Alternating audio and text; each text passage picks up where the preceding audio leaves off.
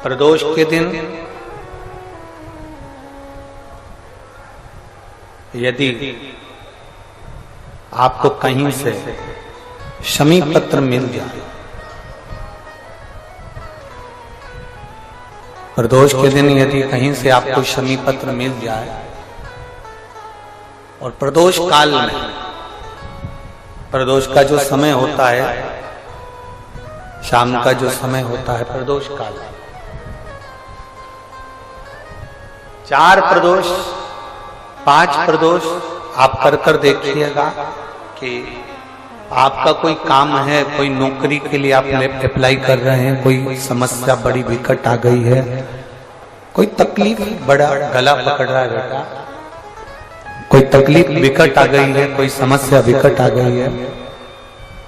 प्रदोष के प्रदोष काल में अगर एक शमी पत्र भी आप घर के शिवलिंग को, अब ये करने के लिए आपको मंदिर के शिवलिंग नहीं जाना,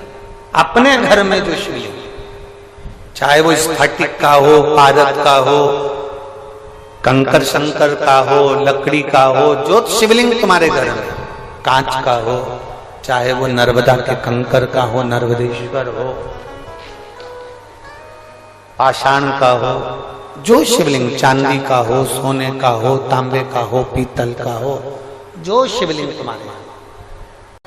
एक शमी पत्र यदि आप भगवान शंकर के शिवलिंग पर समर्पित कर रहे हो और उस शमी पत्र को उठाकर रात्रि को 9:15 की जो एक मुहूर्त होता है, एक समय होता है, जिस समय पर हम अपने मन की बात भगवान शंकर को कहते हैं, पूर्व में भी इसका वर्णन हम कर चुके हैं कथाओं में। उस 9:15 पर वो शमी पत्र को उठाकर एक कागज में, एक कटोरी में उसको रखते थे। 4 या 5 प्रदोष के उस शमी पत्र को अपने पास में रखिए और जिस कार्य के लिए जा रहे हो उसको जेब में ऊपर के भाग में उसको रखकर लेकर जाइए, आपका वो कार्य सफल होकर ही रहेगा, वो रुक नहीं सकता। शमी पत्र में इतना बल होता है, प्रदोष का जो शमी पत्र होता है वो बड़ा बलवान होता है, बड़ा शनिवार की अगर प्रदोष पड़ती है तो शिव शमी के वृक्ष के नीचे रहते हैं, और रविवार की जब प्रदोष पड़ती है तो शिव बेलपत्र के पेड़ के नीचे निवास करते हैं। महाराज, ये एकादशी शंकर से कह रही है कि आपका स्थान ये नहीं कि आप कैलाश पर मिले, उस वार को, उस तिथि के दिन, उस अनुकूल। हमारे यहाँ कहते हैं सोमवार की जो प्रदोष पड़ती है वो इच्छा पूर्ति करती है, मंगलवार की प्रदोष रोग से मुक्ति देती है, बुधवार की प्रदोष कामना की पूर्ति करती है, गुरुवार की प्रदोष शत्रुओं का नाश करती है, शुक्रवार की प्रदोष सुख और शांति देती है, शनिवार की प्रदोष संतान का सुख देती है, और रविवार की प्रदोष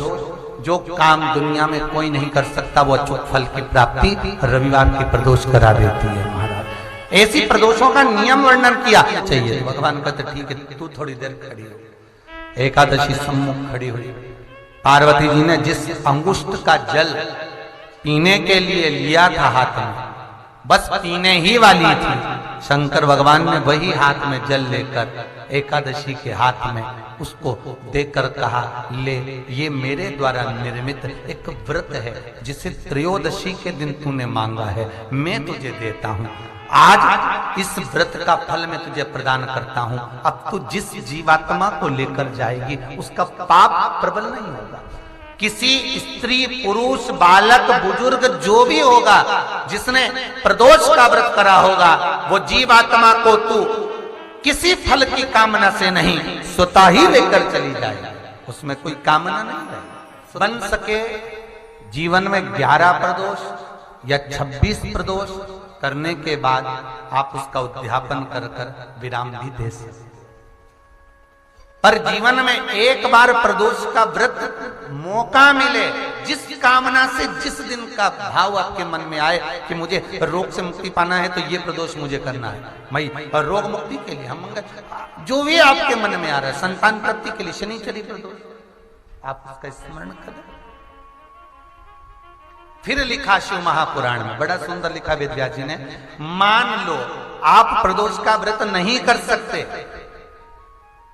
आप अगर व्रत नहीं कर सकते तो प्रदोष के दिन, प्रदोष काल में शाम का समय सूर्यास्त का कुछ पल, कुछ घड़ी के पहले से लेकर बाद तक का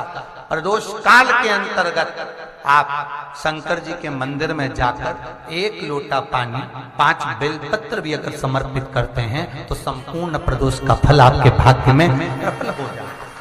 शिव महापुराण में इसका